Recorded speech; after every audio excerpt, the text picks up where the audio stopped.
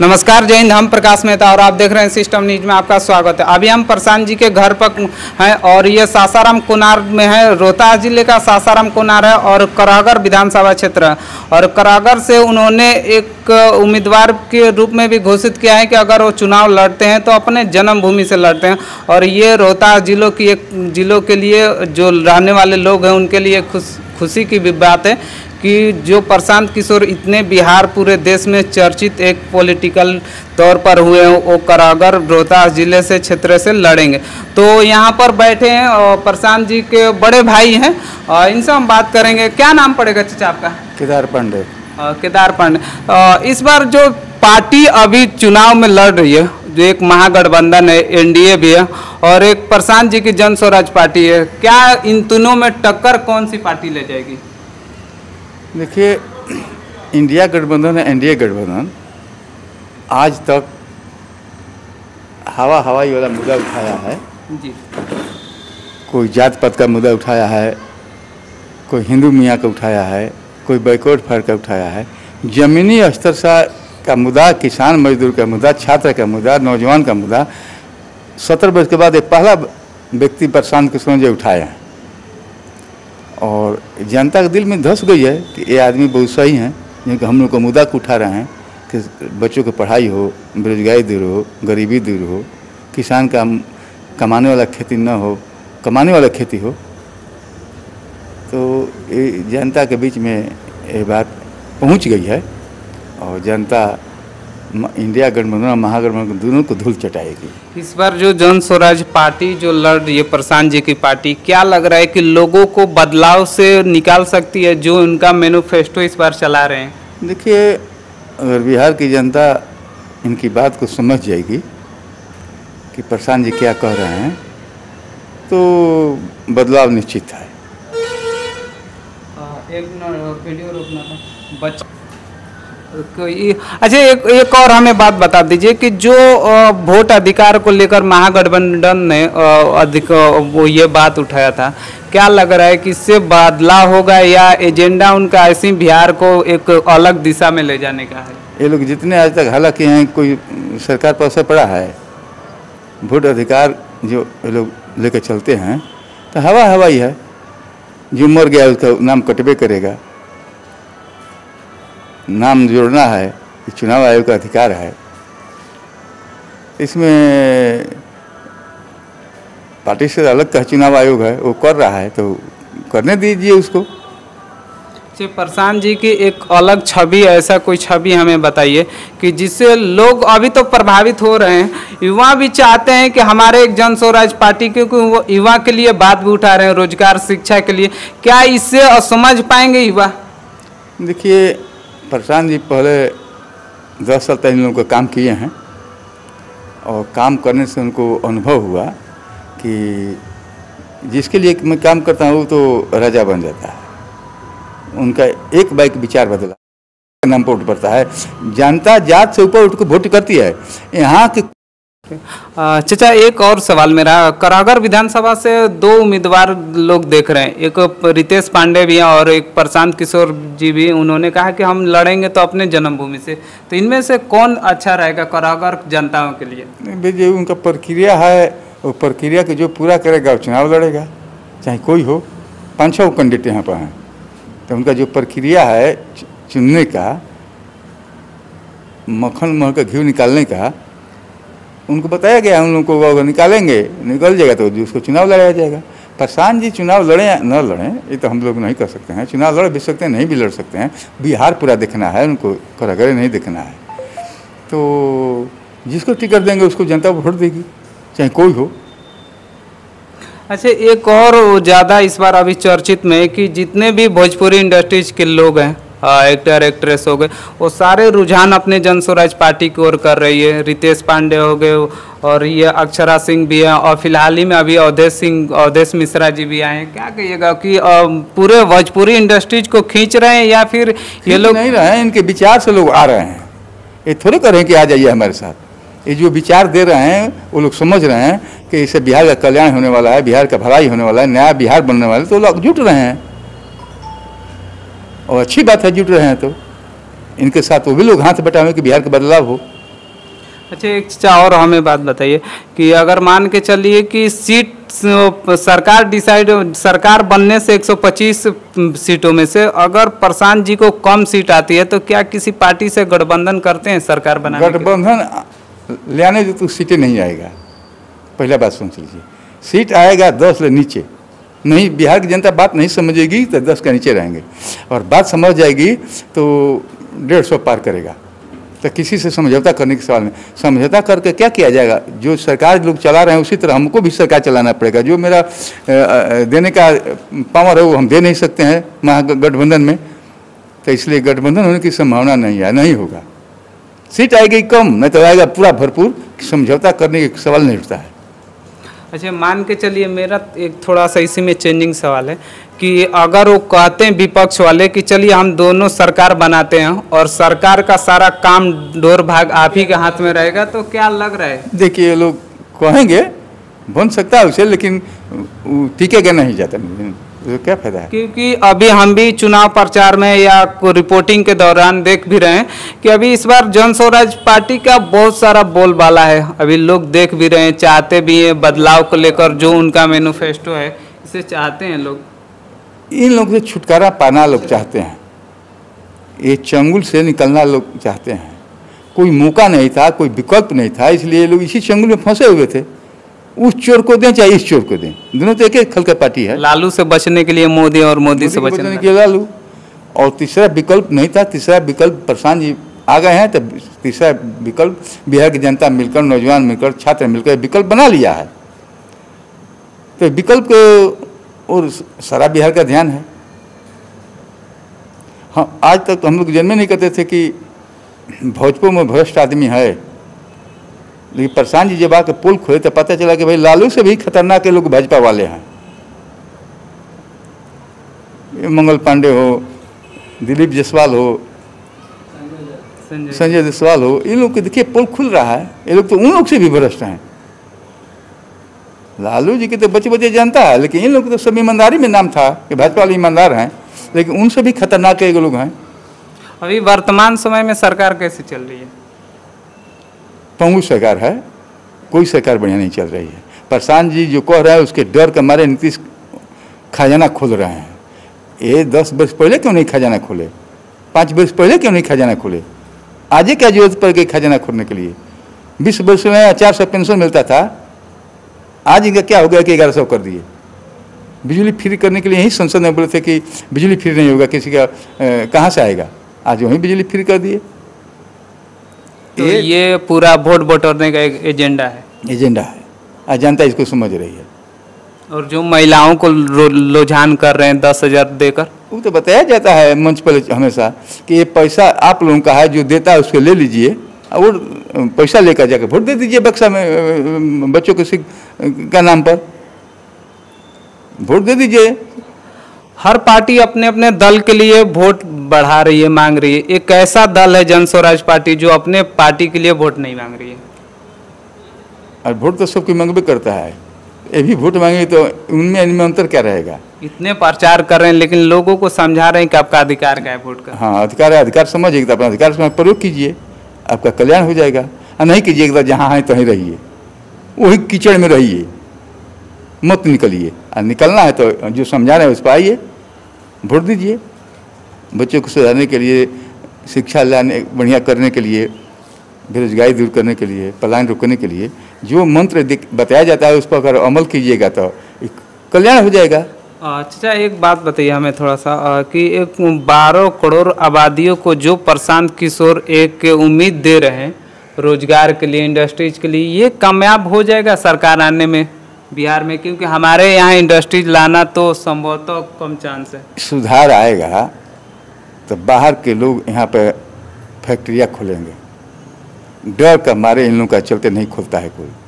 जब सुधार सरकार में आ जाएगा, सरकार सही दिशा में चलेगी तो बाहर से लोग आएंगे, फैक्ट्रियाँ खोलेंगे, सरकार पूंजी की व्यवस्था कर यहाँ के बेरोजगारी दूर करेगी। तो कहते हैं कि छठ के बाद किसी को बाहर जाना ही नहीं पड़ेगा, लाचारी, शौक से जाओ जाए, लेकिन लाचारी 10-12 हज़ार खातिर तो किसी को जाना नहीं पड़ेगा।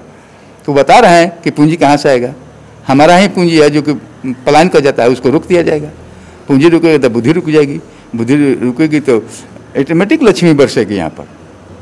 अच्छा, उपचुनाव में जो 4 सीटों पर उपचुनाव हुआ था उसमें एक भी कामयाबी जनस्वराज नहीं लाई थी।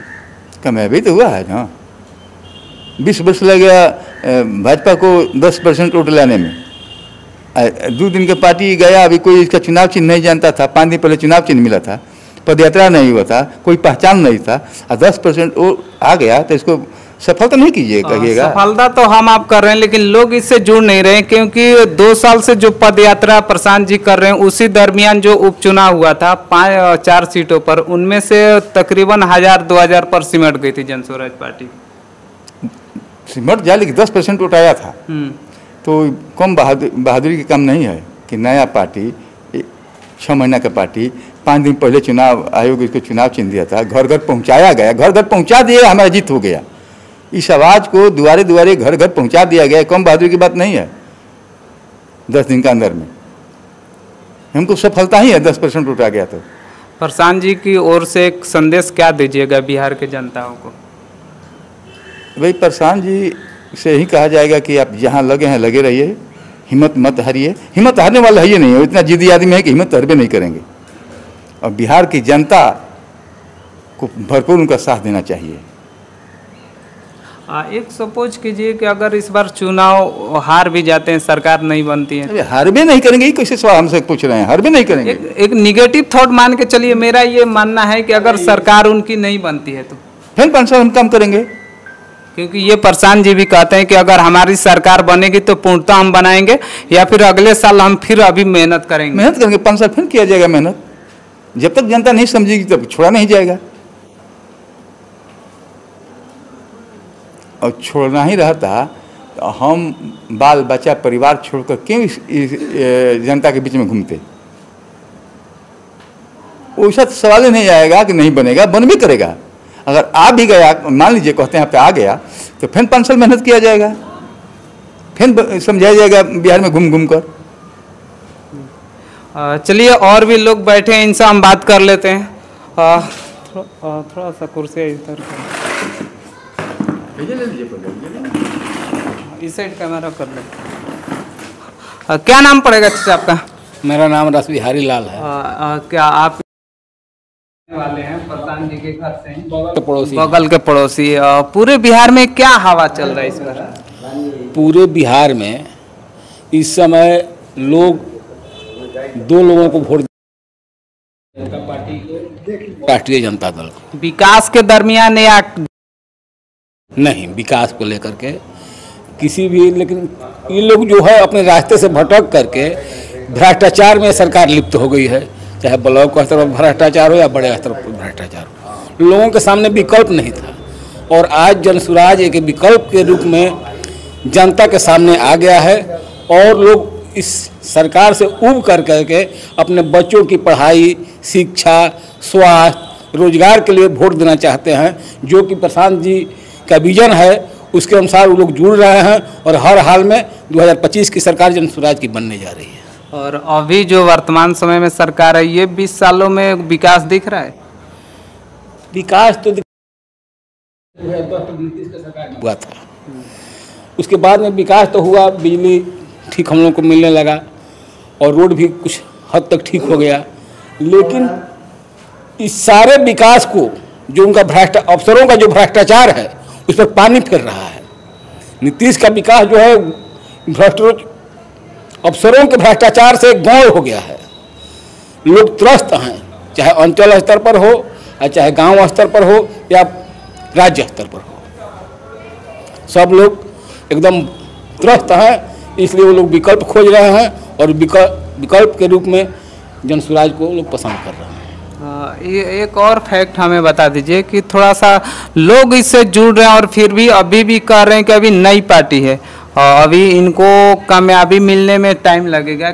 इस बात को लोग क्यों नहीं समझ रहे हैं? कुछ लोग ऐसे हैं, मान लीजिए अभी भी लोग जो है कुछ जातीयता पर, या कुछ लोग जुड़े हुए जो लोग हैं पार्टी से, वो लोग ऐसी बात करते हैं, और कुछ लोग नासमझ में भी करते हैं। लेकिन हर हाल में हम लोग चुनाव आते आते सब लोगों को समझा लेंगे, और हर हाल में 2025 की सरकार जनस्वराज की बनेगी। आंकड़ा क्या रहेगा एक सीट का? आंकड़ा मान के चलिए 140 पार।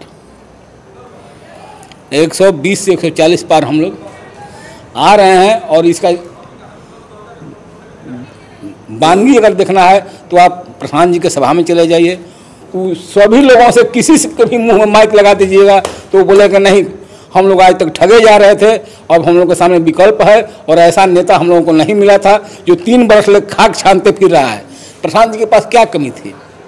प्रशांत जी के पास पैसा, पद, प्रतिष्ठा बहुत दिनों से है, लेकिन ऐसा कौन सा नेता है बिहार का जो पैसा कमा करके और लोगों को रोजगार दे करके ऐसा कार्य करे? मान लीजिए 2,000 आदमी को रोजगार दिए हैं तो अपने पैसा से दिए हैं जी। और जो नेता कमाते हैं वो अपना मकान बनाते हैं, ज़मीन खरीदते हैं और अपने बाल बच्चों का घर बनाते हैं। दिल्ली में फ्लैट लेते हैं, बम्बे में फ्लैट लेते हैं, 8-8 को फ्लैट लेते हैं। लेकिन प्रशांत जी ने ऐसा कौन सा काम किया है? कहाँ फ्लैट लिए हैं? घर जो है यहाँ भी देखिए रहे हैं कि कोई रहने वाला नहीं है, बक्सर में भी रहने वाला नहीं है, तो वो किसके लिए कर रहे हैं? बिहार के लोगों के लिए कर रहे हैं। चलिए और बात कर लेते हैं।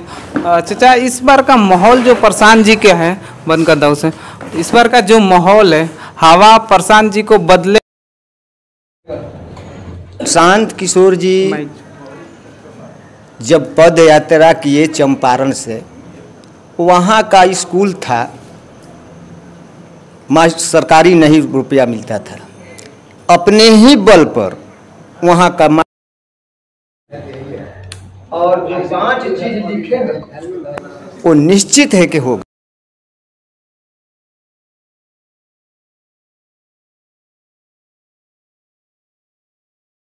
काम में लग गया और यहाँ भी आएंगे तो हमारे यहाँ कार जी हैं, जैसे कहने का मतलब कि 20 साल में 400 से बेसी 1 रुपया नहीं बढ़ाए। जब प्रशांत जी आए बोले तो 1100 रुपया बढ़ा दिए उनके कहने के अनुसार। और लाइन 20 साल में 20 साल प्रशांत किशोर मुख्यमंत्री थे, वो कभी नहीं माफ़ किए और 2 महीना में खाली केवल माफ़ किए। पहले बोलते थे कि रुपया कहाँ से आएगा, तो आज कहाँ से रुपया गया? सही बात है कि आज कहाँ से, वो भी चुनाव के 2 महीने दरमियान, 2 महीना पहले 125 यूनिट बिजली फ्री कर दिया पूरे बिहार को। अच्छा, इससे पहले बोलते थे कि रुपया कहाँ से आएगा, तो आज कहाँ से रुपया आ गया?